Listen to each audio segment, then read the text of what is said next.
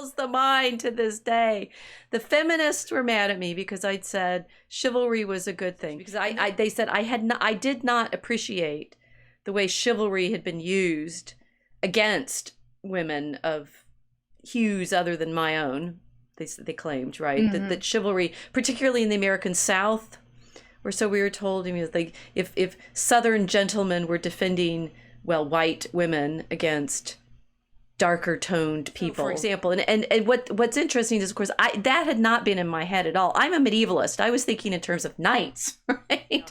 This is a couple canoodling and they've got a bird on their hands, right? It's like, literally, this is what was in my mind. I was thinking about, patterns of behavior that we think kind of sort of romantically developed in the Middle Ages between women and men, and that this was, a behavior that I mean, I asked, in my 3 Cheers for White Men, I said, I'll be happy to debate this, but it was like, why don't women want chivalry now? I mean, what are we complaining about?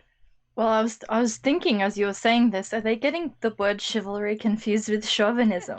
Maybe. I don't know. Was it just a simple linguistic slip that made you infamous? Well, I mean, that I said white. I mean, that was the worst thing, right? We've covered Ye and his White Lives Matter problem, but the whiteness, yes. And I really was meaning at that time simply European, because everyone was using those interchangeably, and of course we're in this slippery slope into, if you say this word, I have full license to insult you for the rest of your life. Fill in the blank, bad word that now. And I, what struck me, and still does, I mean, I still get communications every so often from those who would accuse me of being unchivalrous, that, I'm crazy, or I'm, of course I'm, of all the flavors of supremacist that you're not allowed to be. I will never be forgiven, and I will be slandered and shamed for the rest of my life for saying, hooray, men should behave well with women and not rape them. I don't know, like, do we start with defining what's wrong with the feminists that have been reading your work, or? Well, I think, no, what I want us to talk about is this sort of problem of what manners are, and how, in fact, I mean, why is it so difficult for people to know how to behave? And there's the sort of close-in problem of, men and women in courtship, as it were, dating and marriage and continuing living together as husband and wife or something like that. But there's a broader problem that you and I have been talking about and encountering just, online generally, of how is it that people are supposed to behave now under these circumstances of anonymity, or of, very rapid responses to stuff. The scholars who were upset with me back in 2016 over things they claimed that they were doing digital humanities. That was a phrase that they were using. And digital humanities could be a lot of things. It could be the reason that I am able to show you so many slides or images from, like this manuscript I'm showing you now, which is one of the single most famous medieval manuscripts there is, partly because everybody keeps using it to show chivalry. It's a so-called Manassa Codex, which is after the Manassa family, who were apparently merchants. I had to look this up right now because I associate it with, this is the most famous collection of love songs, the Minnesinger of the German tradition. And it was made in the early 14th century. It's apparently, text from the 12th, 13th, 14th centuries. And it's, exquisitely illustrated with these little, author portraits and scenes and such of love, right? Courtly love. And here, the image on screen now, it looks quite sweet. He's sitting down on the ground and she's leaning over him and they've got their cheeks together. And the sort of digital humanities, I thought, included being able to show you all these manuscripts and, say, yes, you can go online and page through, the full text and things like that. But apparently, no, the digital humanities of the group that was mad at me for talking about chivalry was tweeting. And Twitter was the main one at this point, right? This was 2016. It was, Twitter, and Facebook was still a place where you could actually get some banter and conversation going before it was completely squelched after 2020.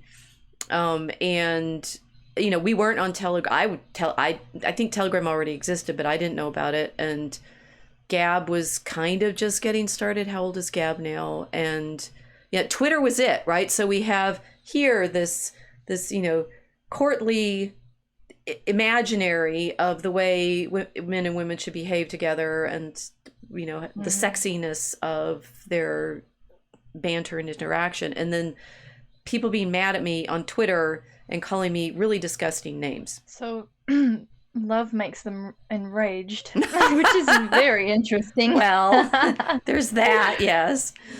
By this time, this was 2016, I was in the middle of finishing Marrying the Art of Prayer, and so I've been thinking about the imagery of wisdom and Ecclesiasticus a lot, obviously, and I've been thinking about the way in which God and Mary relate. But I'd also written my first book on the Song of Songs imagery, and thought about the way in which commentaries on that poem, the Song of Solomon, are used to talk about Mary's relationship with Christ, Mary's relationship with God. Saying white just because it was, I was thinking the European tradition, I was thinking about this love poetry, but you're absolutely right that and I said this in Marrying the Art of Prayer too, and I got some flack for that as well.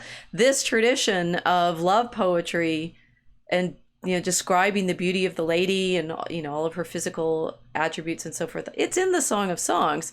And if the European Christians from the 12th century are talking about the love of the bride and the bridegroom in those terms, yeah, they're reading the Song of Songs. So it's in fact the scriptural language. And there's a literature scholarship trying to say this tradition of poetry comes from the Aquitaine, right? It's from southern France. Oh, well, if it's an Aquitaine, it's clearly actually Muslim, because the Aquitaine is of course close to the Pyrenees, which over the Pyrenees you've got the Moorish influence from Spain, and therefore it's it's not even European, which would create a kind of problem if they're feeling mad at me for praising chivalry, but because they didn't say you're praising it wrongly because you said it was European.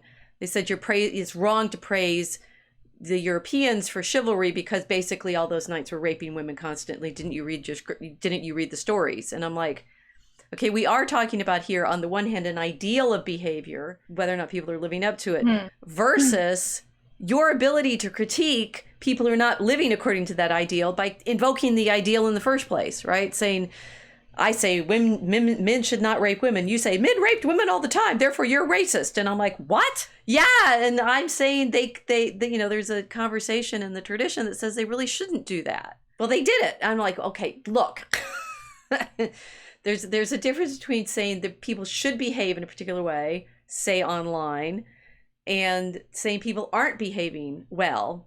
And now you just called me all the names you possibly could think of, up to racist and white supremacist and fascist, and trash my career because I said that we should live according to these ideals. It just seems like you said the wrong word, which was white. You said that big, scary word, and you didn't attach the politically correct adjectives to it, which is to attribute all evil to the whites. Right, exactly. That my first move wasn't blaming white men for not living up to their own ideals. Wait, right? No, I mean, which was I wasn't playing the game correctly. Back in 2016, I had broached rules I didn't even know existed in certain ways, right? I mean, I was playing with one rule breaking, which was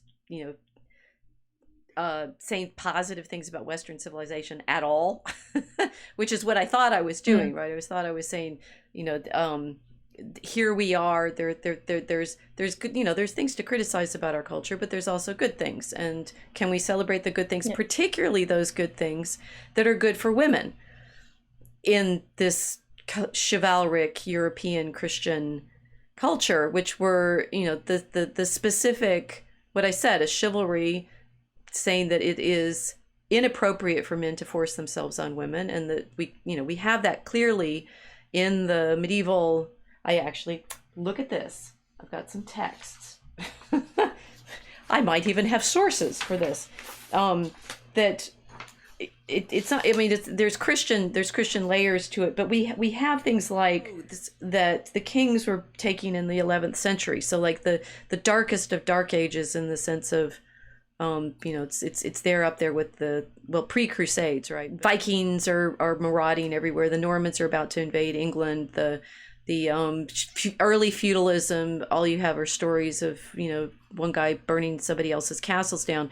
And there's a movement in this period called the peace of God, where the bishops are coming together, and this is particularly in Aquitaine, particularly where they say that this chivalric tradition comes from, at least in the poetry form of the troubadours, and getting the kings to promise not to do all that, right? So this is a peace oath proposed by Bishop Warren of Beauvais to King Robert the Pious of France. And Robert apparently swears in 1023, "I will not invade a church for any reason. I will not assault an unarmed cleric or monk, nor anyone walking with him who is not carrying a spear or shield. Nor will I seize their horse unless they are committing a crime, unless it is in recompense for a crime for which they would not make amends 15 days after my warning.